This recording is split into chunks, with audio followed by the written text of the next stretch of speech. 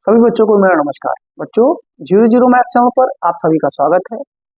हम लोग पिछली क्लासेस में क्लास 10 मैथ्स रिवीजन में फर्स्ट चैप्टर और सेकंड चैप्टर कंप्लीट कर चुके थे।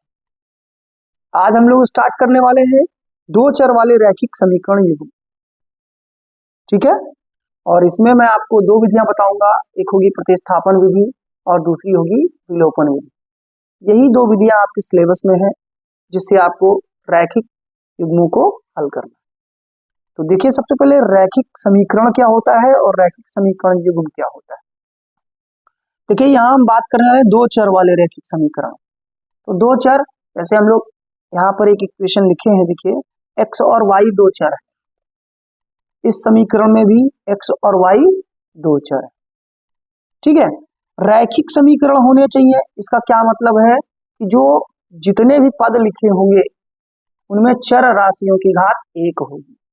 जैसे यहाँ देखिए, चर राशि की घात x है, चर राशि x है और उसकी घात कितनी है, एक है। यहाँ पर चर राशि क्या y, y की घात क्या है, एक है। यहाँ पर भी x की घात कितनी है, एक, और y की घात कितनी है, एक। ठीक है, ध्यान रहे। और हम क्या कहेंगे, युग्म का मतलब क्या होता है। युग्म का मतलब जोड़ा। तो दो रैखिक समीकरणों को अगर हम एक साथ लिखते हैं तो उसको हम कहते हैं रैखिक समीकरण युग्म। ठीक है, एक युग्म में कितनी इक्वेशंस होंगी, दो। जैसा कि मैंने यहाँ देखिए लिखा हुआ है, एक युग्म लिखा हुआ है, समीकरण युग्म लिखा हुआ है। कैसे लिया, a1x plus b1y is equal to c1, a2x plus b2y is equal to c2। x और y क्या है, चर राशियां हैं, और ये a1 b1 c1 तथा a2 b2 c2 क्या है, वास्तविक संख्या है। ठीक है, अब क्वेश्चन क्या आता है, क्वेश्चन आता है कि ऐसी ही आपको दो समीकरण दे दी जाएंगी और आपसे कहा जाएगा कि इनको हल करिए। तो देखिए, हल करने की मैं पहली विधि आपको बता रहा हूं जिसका नाम है प्रतिस्थापन विधि। तो देखिए क्या होती है, पहले मैं आपको इधर एक कंटेंट समझा रहा हूं। देखिए क्या है, अगर आपके पास ऐसी कोई इक्वेशन लिखी हो, जैसे ax plus B Y is equal to C, और मैं कहूं कि आपसे x का मान y के रूप में ज्ञात करो, मतलब y के पदों में ज्ञात करो, तो आप क्या करेंगे, जिसका भी मान निकालने वाले हैं दूसरे चर के सापेक्ष, तो उसको हम रोक लेंगे। जैसे यहाँ देखिए ax को हमने रोक लिया और by को उधर भी लिया। ये स्टेप समझ में आया, इसको एक बार समझ लीजिए, प्रतिस्थापन विधि आपको आसानी से समझ में आएगी। क्या किया मैंने, यहाँ से x का मान निकालना है हमको, तो ax को रोक लिया, by को उधर भी लिया। ये स्टेप समझ में आया आपको। इसके बाद देखिए, a जो है ये गुणे में है ना, गुणांक है x का, तो जो गुणे में होगा उधर जाएगा बटे। ठीक है, तो हमको तो सिर्फ x निकालना था, तो इस a को जो गुणे में लिखा हुआ है इधर जब ले जाएंगे तो बटे में हो जाएगा। ठीक है, तो ये जो मिल गया आपको, इसको हम कहेंगे, क्या कहेंगे, कहेंगे जो ये आपका x है उसका मान हमने निकाला है किसके पदों में, y के पदों में। इसी तरीके से अगर आपको क्वेश्चन होता कि हमको y का मान निकालना है x के रूप में, तो क्या करते, y वाला पोर्शन रोक लेते, जैसे by को मैंने रोक लिया और ax को उधर भेज देते। जितने भी नंबर हो उधर भेज देना है, आपको सिर्फ y वाले टर्म रोकने। फिर क्या किया, ये b दिख के गुणे में है तो b को उधर बटे में भेज दिया, y का मान निकल आया। ठीक है, ये बात समझ में आई। अब आप देखिए प्रतिस्थापन विधि क्या होती है और हम कैसे हल करें। तो प्रतिस्थापन विधि में हम क्या करते हैं, एक चर का मान दूसरे चर के रूप में निकाल के और जो दूसरी समीकरण होगी उसमें हम रखते हैं। अगर हम यहां से निकालते, मान लीजिए दो इक्वेशन है आपके पास, अगर हम किसी चर का मान सेकंड इक्वेशन से निकालते हैं तो फर्स्ट में रखेंगे, अगर फर्स्ट इक्वेशन से निकालते हैं तो सेकंड में रखेंगे। देखिए जैसे इस क्वेश्चन को कैसे सॉल्व किया। क्वेश्चन क्या है, 2x प्लस 3y बराबर 18 तथा 3x minus 2y equal to 2 को हल कीजिए। तो क्या किया मैंने, देखिए लिखा, पहले तो समीकरण आप ऐसे लिखिएगा, लिखने का पैटर्न ही आपका अच्छा होना चाहिए। तो सबसे पहले तो 2x प्लस 3y बराबर 18 और x minus 2y equal to 2, ये दोनों चीजें मैंने लिख ली। यहाँ तक क्लियर हुआ। अब देखिए, इतना लिखने के बाद आप किसी भी चर का मान, आपको जिसका मन हो, x का निकालना है या y का, जो आपको आसान पड़े, कोशिश ये किया करिए जो सिंगल लिखा हो। जैसे यहाँ देखिए x के बगल में सिर्फ 1 है, एक्स का मान निकालना बहुत आसान, वाई का भी आप निकाल सकते हैं, उससे भी आंसर आएगा। तो हमने क्या किया है, जैसे समीकरण 2 देखी, तो समीकरण 2 से हमने क्या किया, एक्स का मान वाई के पदों में निकाल लिया। कैसे निकाला इधर समझाया आपको, ये समीकरण लिख ली पहले। अब इसमें से मैंने क्या किया है, एक्स को तो रोक लिया और 2y को, यहाँ देखिए 2y को उधर भेज दिया। अब ये -2y है तो उधर जाएगा प्लस में होगा ना, पूरा नंबर उठा के ले जा रहा है, तो 2y और प्लस का 2 ये वाला। अब ये जो x का मान आया हुआ है, दिख रहा है ना, क्या आया x का मान, 2y + 2। इसको हम क्या करेंगे, जिस समीकरण से निकाला है उसमें मत रखिएगा, उसके दूसरी वाले समीकरण में रखिएगा। जैसे हमने सेकंड समीकरण से निकाला है तो हम इसको फर्स्ट इक्वेशन में रखेंगे, अगर फर्स्ट इक्वेशन से कोई मान निकालते तो उसको सेकंड में रखते। तो हम फिलहाल कहाँ रख रहे हैं, x का मान समीकरण 1 में रखने पर, तो जहां x होगा वहीं रखिएगा। पहले तो मैंने इक्वेशन लिख दी एक बार। अब देखिए 2 और ब्रैकेट में x की जगह पर क्या आया है, 2y + 2। यहाँ देखिए x की जगह पर 2y + 2 रख दिया और प्लस का 3y ये वाला = 18। यहाँ तक स्टेप क्लियर। अब देखिए ये 2 जो है बाहर वाला, ये मल्टीप्लीकेशन में, और ब्रैकेट लगा के हमेशा मान डालिएगा, इससे आपका गलती होने के चांसेस बहुत कम हो जाएंगे। ठीक है, तो ब्रैकेट लगा दिया, 2 से मल्टीप्लाई किया, 2 × 2 = 4 और 2 × 2 = 4, यहाँ 4y + 4 और ये वाला 3y = 18। अब देखिए 4y और 3y ये ऐड करना, आप देखिए 4y और 3y कितना हो जाएगा, 7y ऐड हो गए, और ये 4 उधर जाएगा, सब्ट्रैक्ट हो जाएगा, प्लस का है तो उधर माइनस में हो जाएगा। तो 7y = कितना है, 14। तो y = कितना होगा, 14/7। इसका मतलब y = 2। तो y की वैल्यू हम 2 जो मिली है इसको हम इसमें रख देंगे, x = 2y + 2 में। तो देखिए जैसे ही रखा हमने, तो 2 × 2 + 2, x = कितना आ गया, 6। मतलब x की वैल्यू आ गई 6, y की वैल्यू आ गई 2। यहाँ तक क्लियर हो गया आपका। एक और एग्जांपल आप देखिए, जैसे यहाँ देखिए लिखा हुआ है x/2 + 2y/3 + 1 = 0 तथा x - y/3 = 3 को हल कीजिए। तो कैसे हल करेंगे, सबसे पहले मैंने आपको बताया इक्वेशंस को इस तरीके से आप लिख लीजिए, ये समीकरण युग्म मैंने इस तरीके से लिख दिया। अब आप क्या करेंगे, मैंने कहा किसी एक चर का मान दूसरे चर के रूप में निकाल लीजिए, चाहे फर्स्ट इक्वेशन से चाहे सेकंड। मैंने क्या किया है, सेकंड इक्वेशन को यूज किया है और यहाँ से x का मान निकालिए, आसानी से निकल आएगा। क्या लिखा हुआ है, x - y/3 = 3, y/3 को उधर भेज दीजिए, तो कितना मिल गया, देखिए ये इधर से इधर आया, माइनस में तो इधर आ जाएगा प्लस। पूरा का पूरा नंबर लाए हैं। अब ये मत कहिएगा 3 में तो इधर मल्टीप्लाई कर दे, नहीं, पूरे पॉइंट को लाया हूँ, पूरे नंबर को लाया हूँ, y/3 को, सॉरी y/3 को इधर लेके आए तो x = कितना हो गया, y/3 + 3। अब ये जो x का मान मिला है आप कहाँ रखेंगे, सेकंड इक्वेशन से निकाला था तो फर्स्ट में रखिएगा, फर्स्ट से निकालते तो सेकंड में, x = y/3 + 3 हम कहाँ रखेंगे, फर्स्ट। अब देखिए यहाँ जो x/2 लिखा हुआ है, इसका मतलब क्या है, 1/2 × x है।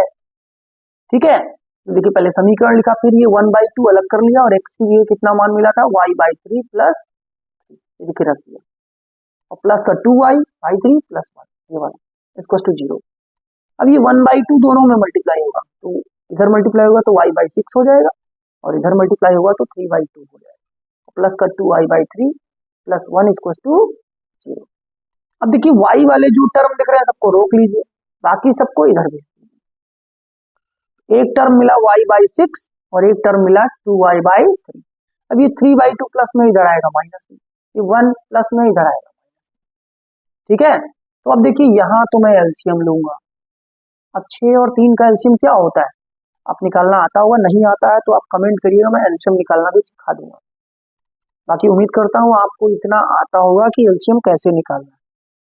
ठीक है, तो 6 और 3 आपको एक ऐसा नंबर रखना है जिसमें इन दोनों से टेबल चली जाए, तो 6 से 6 में टेबल चली जाती और 3 से 6 में भी चली जाती, मतलब इन दोनों का एलसीएम कितना आ गया, 6। ठीक है, छोटा से छोटा नंबर लिखना है ऐसा जिसमें इन दोनों से भाग चला जाए, हमने 6 लिख दिया। और जब अगर नहीं समझ में आए तो इन दोनों को मल्टीप्लाई करके लिख दीजिएगा, क्रॉस मल्टीप्लाई कर दीजिएगा, ये तरीका है। फिलहाल मैंने एलसीएम लिया है 6।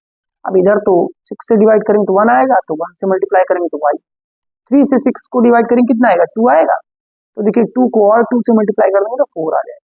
और इज इक्वल टू इधर का आप ध्यान दीजिएगा, पहले तो माइनस को कॉमन ले लीजिए, अगर सब जगह देखिए क्या बच गया 1 + 3/2। इधर देखिए 5y इज इक्वल टू, अब ये जो डिवाइड में 6 है, टोटल के डिवाइड में 6 है ना, इधर मल्टीप्लाई में तो लिख दिया मैंने ऐसे। और इधर देखिए एलसीएम लेंगे 2 2 1 जा 2 2 + 3 5 5/2, ठीक है। अब यहाँ देखिए ये 5y इज इक्वल टू, ये -2 से 6 कट जाएगा तो कितना देगा -3 × 5।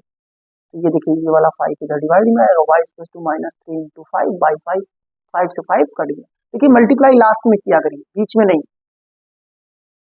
तो y इज इक्वल टू कितना आ गया -3। अब y इज इक्वल टू -3 आ गया, इसको समीकरण 2 में रख लीजिए या समीकरण 1 में रख लीजिए, यहाँ आपके पास ऑप्शन है चाहे जिस समीकरण में रखिए। तो y इज इक्वल टू -3 समीकरण 2 में रखे जब हम x माइनस, यहाँ पे ब्रैकेट लगा दे, जब भी माइनस का नंबर मिले तो ब्रैकेट लगा दे, -3/3 इक्वल टू 3। देखिए कहाँ है समीकरण सेकंड, ये देखिए समीकरण सेकंड लिखी हुई ना यहाँ पे, तो y की जगह -3 रख दिया बस, ठीक है। तो ये आपको मिल गया, कितना मिल गया -3/3, तो माइनस माइनस हो गया प्लस, 3/3 इक्वल टू 3, 3 से 3 कट गया, कितना आया 1, और 1 को इधर भेजेंगे तो कितना आ जाएगा x बराबर 2, therefore x equal to 2, y equal to -3। समझ में आ गया आपको।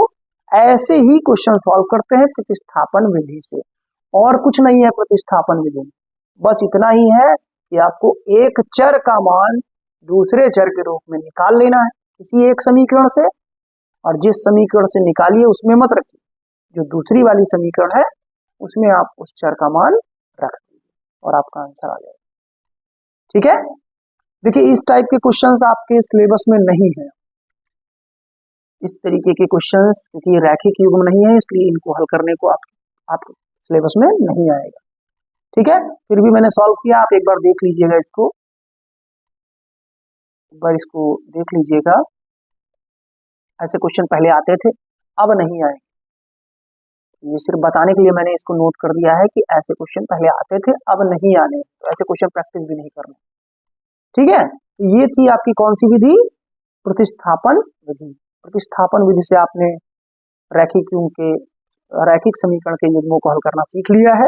अब देखते हैं अगली विधि क्या है, विलोपन विधि। देखेंगे विलोपन विधि क्या होती है। तो विलोपन विधि द्वारा दो चर वाले रैखिक समीकरण युग्म का हल। यहाँ पर मैं एक क्वेश्चन ले रहा हूँ, इसी से समझेंगे। क्वेश्चन क्या लिया है, 3x - 5y - 4 इक्वल टू 0, और दूसरा क्या लिया 9x इक्वल टू 2y + 7 को हल कीजिए। तो देखिए कैसे हल कर रहे हैं। सबसे पहले तो आप इस फॉर्म में लिख लीजिएगा, कैसे, यहाँ देखिए 3x है लिख लिया, -5y है लिख लिया, -4 को उधर भी कितना हो जाएगा +4, पहली इक्वेशन हो गई। यहाँ देखिए 9x इक्वल टू 2y + 7, इसको भी हम पहले सेट कर लेंगे, कैसे, 9x को लिखा और 2y इधर से हम इधर लिया है तो माइनस का 2y हो गया, और इज इक्वल टू 7।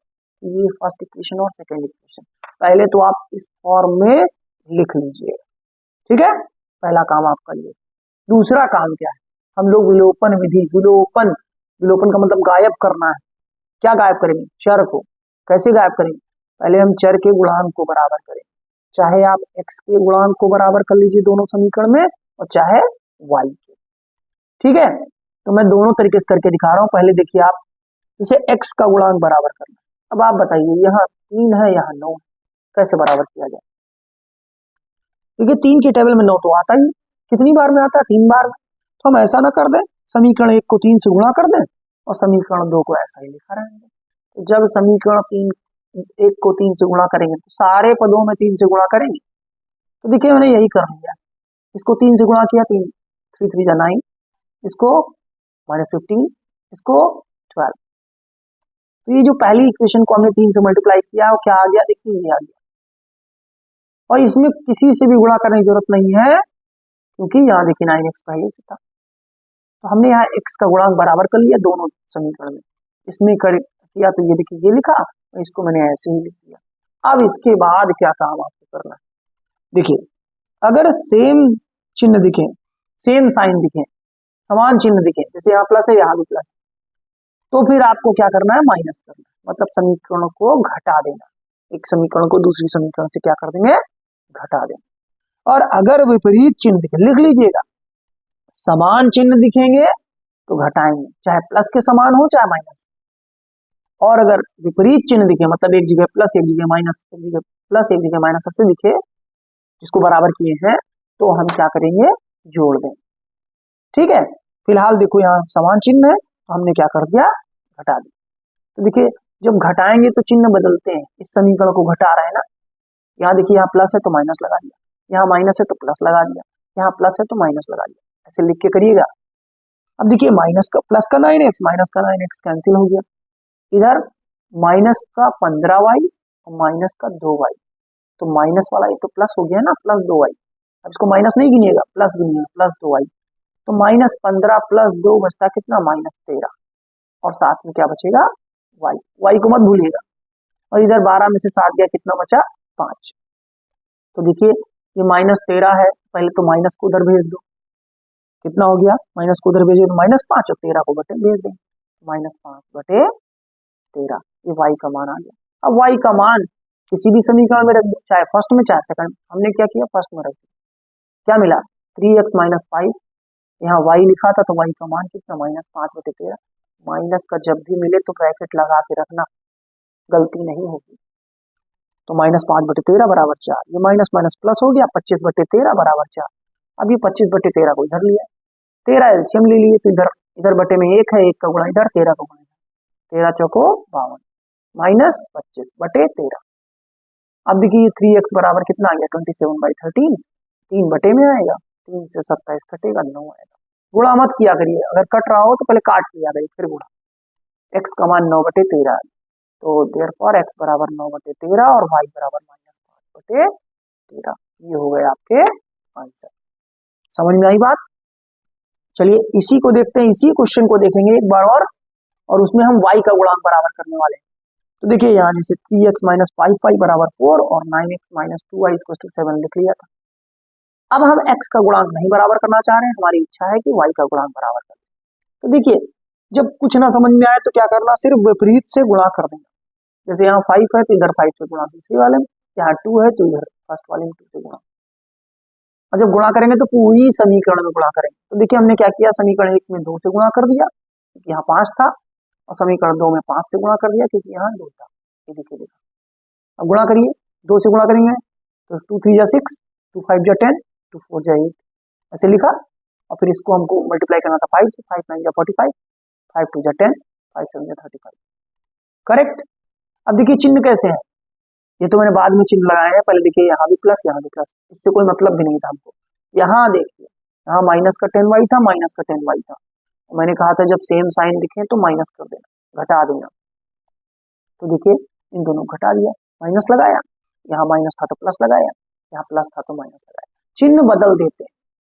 जब घटाएंगे तो चिन्ह बदल देते हैं। यहाँ देखिए 6 से 45 घटाना, तो 45 से 6 घटेगा और चिन्ह लगेगा बड़े वाले का, तो माइनस का 39x। और यहाँ पे कितना, ये तो कट गया, ये तो कैंसिल हो गया, ठीक है, ये क्या हो गया, कैंसिल हो गया। और ये बताइए क्या हो जाएगा, 8 माइनस 35 बचेगा माइनस 27, माइनस से माइनस कट जाएगा और ये 39 बटे में आएगा, तो माइनस 27 बटे माइनस 39 कट गया, तो कितना आ गया, 3 से और कटेगा तो 9 बटे 13। x का मान समीकरण 1 में रखने पर रख दीजिए आप, x का मान अगर समीकरण 1 में रख दें, देखिए समीकरण 1 क्या थी, क्या 3x minus 5y equal to 4, x की जगह पर 9 बटे 13 माइनस 5y इक्वल टू 4, ये कितना हो जाएगा 27/13 माइनस 5y। अब देखिए माइनस 5y को तो इधर ही रोक लिया, इसको उधर भेज दिया, ठीक है। अब यहाँ पे एलसीएम ले लेंगे, ये 52 माइनस 27 और y कितना 30 माइनस 5y इक्वल टू, ये कितना बचेगा, सब्ट्रैक्ट कर लीजिए 25/30, कैंसिल करेंगे तो देखिए 5 डिवाइड में आएगा इधर, और 5 से 5 25 कटेगा तो माइनस 5/30, माइनस ये वाला इधर आएगा, ठीक है। x की वैल्यू क्या आ गई 9/30 और y इक्वल टू माइनस 5/30, दो आंसर आपको मिले। तो आपने देखा विलोपन विधि में क्या करते हैं, फिर से समझ लीजिए। आपको करना है कि दोनों समीकरण में किसी एक चर के गुणांक को बराबर कर लें, और कैसे बराबर करेंगे, गुणा करके। जब गुणा करेंगे तो सभी पदों में गुणा करेंगे। ठीक है, तो ये आपकी दोनों विधियां थी, एक थी प्रतिस्थापन विधि और एक थी विलोपन विधि। आज मैंने आपको वो क्वेश्चन बताए जिसमें समीकरण डायरेक्ट दी जाएगी, और कुछ क्वेश्चंस आपके लिए दे रहा हूं, उनको आप करिएगा।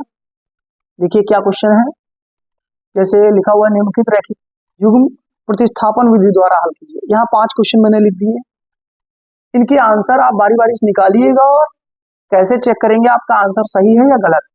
तो दोनों वैल्यू जो आएंगी एक्स और वाई की, उनको आप पहली समीकरण में भी रखिएगा और दूसरी में भी रखिएगा। दोनों समीकरण सेटिस्फाई हो जाएंगी तो मतलब कि यहाँ आपके हल सही है। ठीक है, और अगर दोनों समीकरण संतुष्ट नहीं हुई तो इसका मतलब आपके हल गलत हैं, आप दोबारा से ट्राई करिएगा। ठीक है, ये 5 क्वेश्चन मैंने प्रतिस्थापन विधि से दिए हैं, आप जरूर हल करिएगा, और 5 क्वेश्चन विलोपन विधि से। ये देखिए, आप स्क्रीनशॉट ले लीजिए, पहले इसका ले लीजिए। 5 क्वेश्चन आपको प्रतिस्थापन विधि से हल करने हैं और 5 क्वेश्चन आपको हल करने हैं, ये 5 क्वेश्चन किससे हल करने हैं, विलोपन विधि से। ठीक है, कैसे चेक करेंगे कि आपका आंसर गलत है या सही है, आप जो आंसर आए उनको दोनों समीकरण में रखिएगा और दोनों समीकरण क्या आ जाएंगी, संतुष्ट हो जाएंगे। मतलब जैसे LHS में रखेंगे तो ये 10 के बराबर आ जाए, यहाँ रखेंगे एक्स और वाई के मान तो 12 के बराबर आ जाए। ठीक है, दोनों समीकरण संतुष्ट होनी चाहिए। आपको कैसे संतुष्ट करना देखिए, जैसे एग्जाम्पल दे देता हूँ। मान लीजिए लिखा है x + 2y = 6। मैंने कहा आपके आंसर आए, मान लीजिए एक आंसर आपका आया होगा x बराबर यहाँ पर इनको 0 और y बराबर आ गया 3। अब चेक करिए इसको सेटिस्फाई कर रहा है कि नहीं कर रहा। तो देखिए x की वैल्यू 0 रखेंगे यहाँ पे, प्लस 2 × 3 रखेंगे तो बराबर 6 आ रहा है कि नहीं आ रहा। इसी को कहते हैं संतुष्ट हो गई। और अगर ये इसको संतुष्ट ना करती, मतलब LHS बराबर RHS ना आते, तो हम कहते कि ये इसके हल नहीं। ठीक है, ऐसे ही आपको दोनों समीकरण में वो मान रखने, मैंने यहाँ एक में दिखाया, आपको वो मान दोनों में रखने। ठीक है, तो आप इसको सॉल्व करिएगा इन क्वेश्चंस को, और हम लोग नेक्स्ट क्लास में जो थ्योरी बेस्ड क्वेश्चन होंगे उनको सॉल्व करेंगे। ठीक है, धन्यवाद।